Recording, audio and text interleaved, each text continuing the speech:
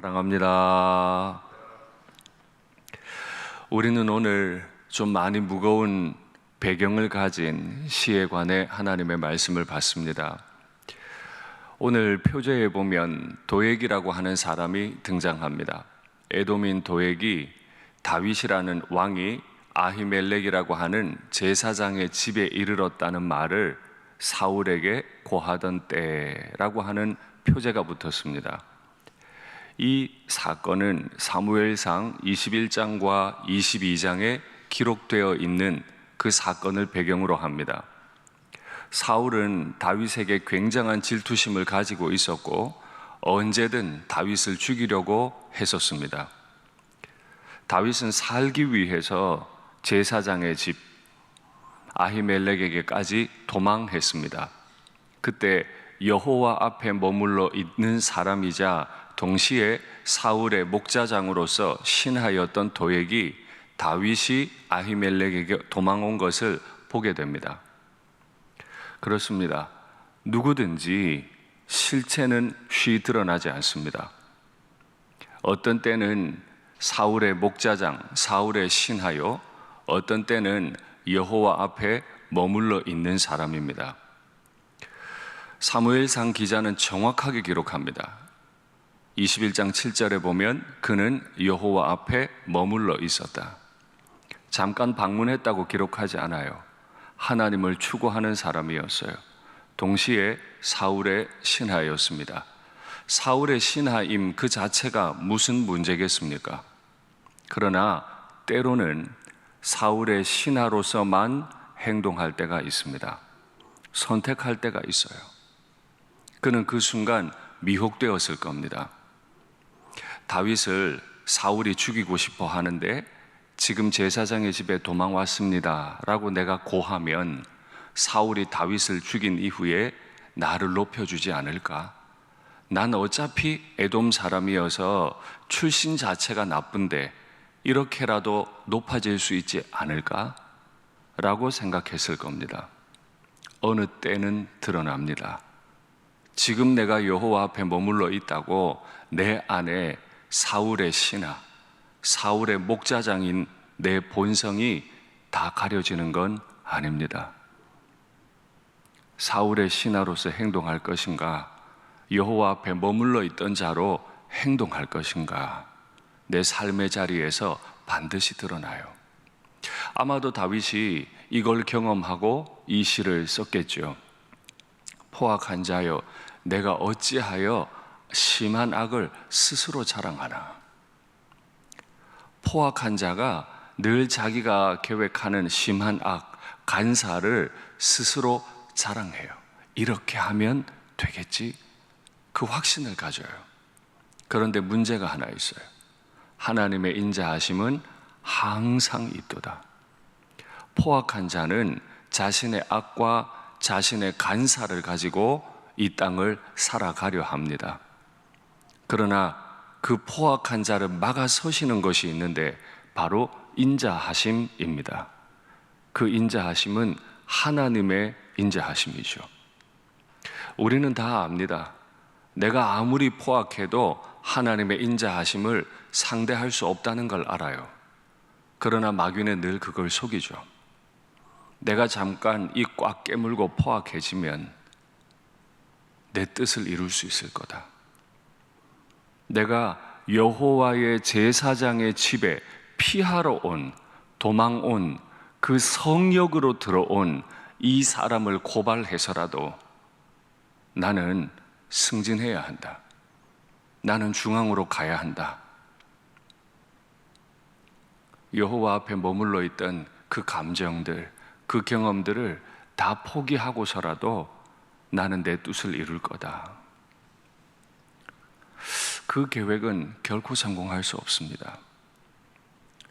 반드시 하나님의 인자하심이 그의 계획을 막게 될 거니까요. 결국 어떻게 됐죠? 사울은 패위되었습니다. 사울의 모든 계획은 실패했어요. 그랬기 때문에 우리는 한 가지 질문을 할 필요가 있습니다. 여기서 포악한 자는 누구인가 하는 겁니다. 물론 오늘 배경이 되는 도액은 말할 수 없이 포악합니다. 사울도 포악합니다. 결국 이 도액이 사울에게 이르는 바람에 여호와의 집에 있던 제사장들 85명이 다 소환됩니다. 사울이 불러 모아요. 제사장들은 영문도 모르고 갑니다. 그리고 85명은 다 죽임을 당합니다. 뿐만 아니에요. 남녀 어른들, 젖 먹이는 어린 아이들, 소, 양, 나귀까지 전멸을 당합니다. 그가 여호와의 제사장 85명을 죽일 때 사울은 신하들에게 명령합니다. 제사장들을 죽이라. 그런데 사울의 신하들이 여호와의 기름 부음 받은 제사장 죽이기를 두려워해서 죽이지 못하고 있었다라고 사무엘상은 기록해요.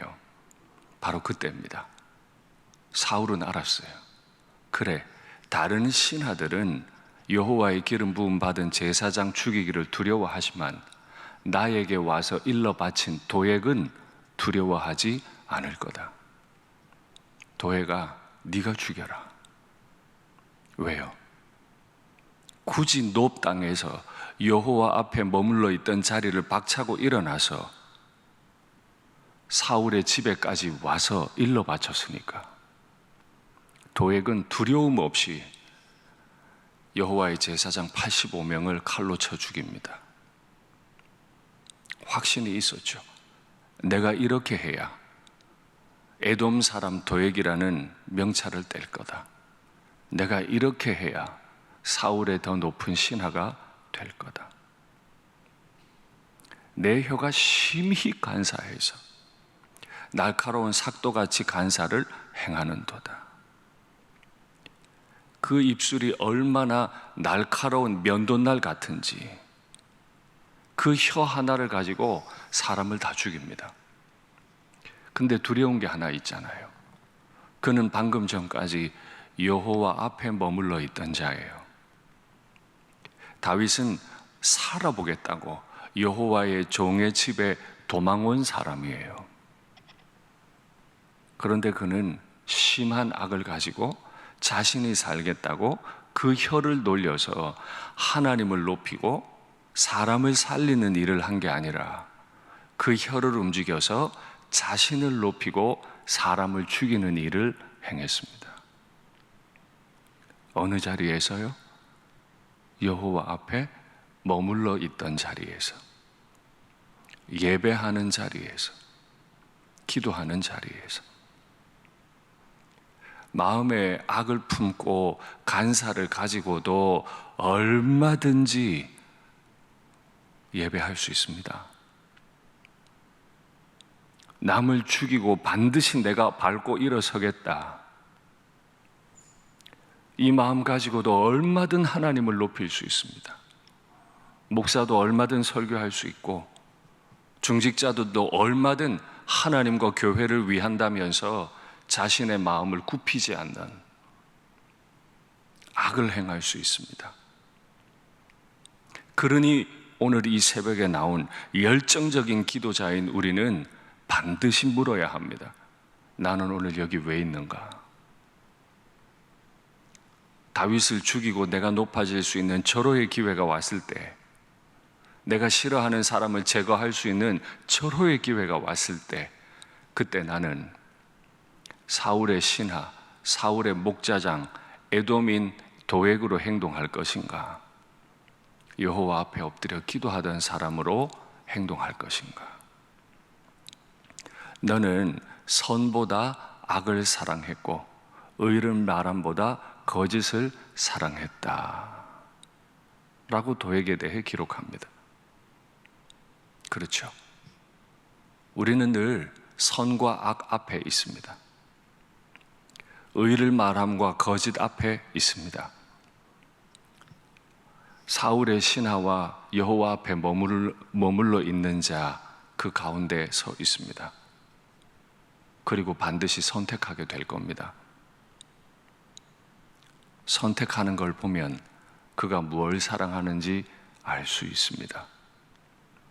단어를 선택하든 어떤 일을 선택하든 서 있는 위치를 선택하든 그가 선택하는 걸 보면 그의 안에 무엇이 있는지 알 수 있습니다. 그러니 오늘 엎드려 하나님 앞에 많은 걸 간구하기 전에 하나님, 내가 어제 하루 동안 어떤 말을 했습니까? 어제 하루 동안 내가 어느 위치에 서 있었습니까? 어제 하루 동안 내가 어떻게 행동했습니까? 어제 하루 동안 내가 하나님과 깊은 교제의 자리에 있었습니까? 깊이 생각하십시오. 그렇지 아니하면 결정적인 순간에 사울의 신하로 행동하는 나 자신을 발견할 수밖에 없습니다. 말씀을 맺겠습니다. 사람의 포악함은 하나님의 인자하심을 이길 수 없습니다. 행여라도 내 안에 도액의 마음, 포악한 마음, 혹은 내 입술에 혀가 간사한 일이 있다면 반드시 하나님 앞에 회개하고 끊어내고 돌이키는 복이 있으시기를 간절히 바랍니다.